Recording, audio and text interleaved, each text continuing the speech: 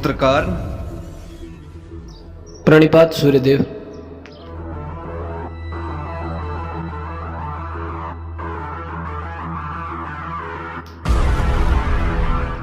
जब तुम्हारा जन्म हुआ था तो मैंने तुम्हें आशीर्वाद के रूप में कवच और कुंडल दिए थे।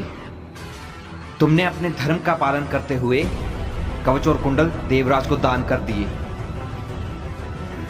धन्य हो तुम कर्ण। आज तुमने अपने पिता का तेज कई गुना बढ़ा दिया और यह सिद्ध कर दिया कि तुम मेरे ही पुत्र हो। हाँ, मैं सूर्य पुत्र हूँ, परंतु मेरे पिता अधिरथ हैं। मैं कुंती पुत्र हूँ, परंतु मेरी माता का नाम राधा है। ये संसार मुझे कौनते नहीं, राधे कर्ण के नाम से जानेगा। मुझे स्वयं को सूर्य पुत्र के स्थान पर सूत पुत्र कहलाने में अधिक गर्व अनुभव होगा। परंतु पुत्र, जाइए पिताश्री, आपके जाने का समय हो गया है।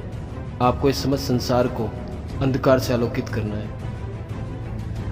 धन्य हो तुम कर्ण, धन्य हो। जाइए पिताश्री, आपके उदय होने का समय हो गया है। कर्तव्य पूर्ण कीजिए।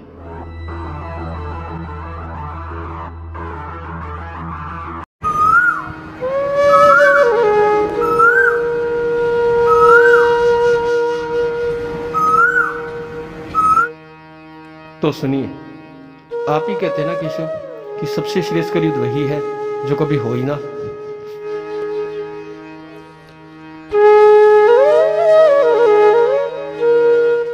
मेरा मन बड़ा अशांत है केशव। मुझे इसका भान नहीं था कि अपने मित्र दुर्योधन को दिए गए वचन को निभाने के लिए मुझे आपके विपक्ष में खड़ा होना पड़ेगा। तुम्हारे पास अब भी समय है मित्र। दुर्योधन का पक्ष त्याग कर हमारे पक्ष में आ जाओ। वैसे भी तुम पांडवों के ज्येष्ठ हो।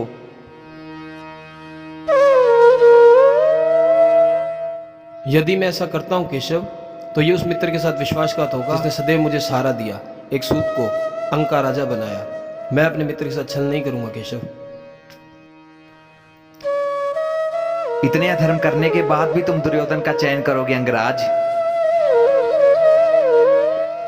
हाँ, क्योंकि दुर्योधन युधिष्ठिर की भांति धर्मराज होने का ढोंग नहीं करता, और वैसे भी मेरी दृष्टि में युधिष्ठिर युवराज दुर्योधन से श्रेष्ठ शासक नहीं है। प्रणिपात केशव। कदाचित अब युद्ध भूमि में आपसे भेंट होगी।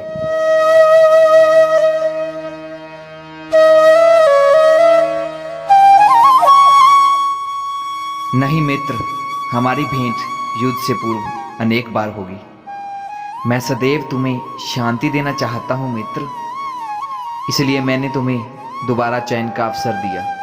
तुम जानते हो तुम्हारे जीवन में इतना संघर्ष क्यों है? क्योंकि तुम विशेष होकर, और विशेष लोगों की परीक्षाएं भी विशेष होती हैं। इसीलिए परिवर्तन के युद्ध ने तुम्हें अपना योद्धा चुना है।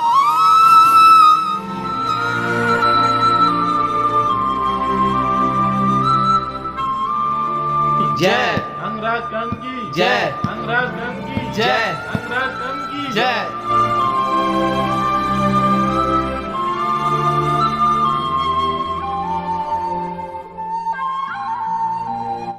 आओ मित्र, मैं तुम्हारी ही प्रतीक्षा कर रहा था। यदि इस युद्ध में तुम मेरे साथ हो तो मैं उन पांडवों पर तो क्या, समस्त संसार पर विजय प्राप्त कर सकता हूँ। मैंने जीवन भर तुम्हारा साथ देने का वचन दिया है मित्र। मैं इस समाज में परिवर्तन चाहता हूं, और वो परिवर्तन केवल तुम ला सकते हो मित्र। यदि ऐसा है मित्र, तो मैं तुम्हें वचन देता हूँ, इस समाज में परिवर्तन आएगा। इस युद्ध में मैं तुम्हारा कवच हूं मित्र, और मैं तुम्हें वचन देता हूं कि मेरे जीवित रहते कोई भी शत्रु तुम्हें हानि नहीं पहुंचा सकता। कर्ण के 100 जन्म, अपने मित्र की एक सांस पर नौछावर।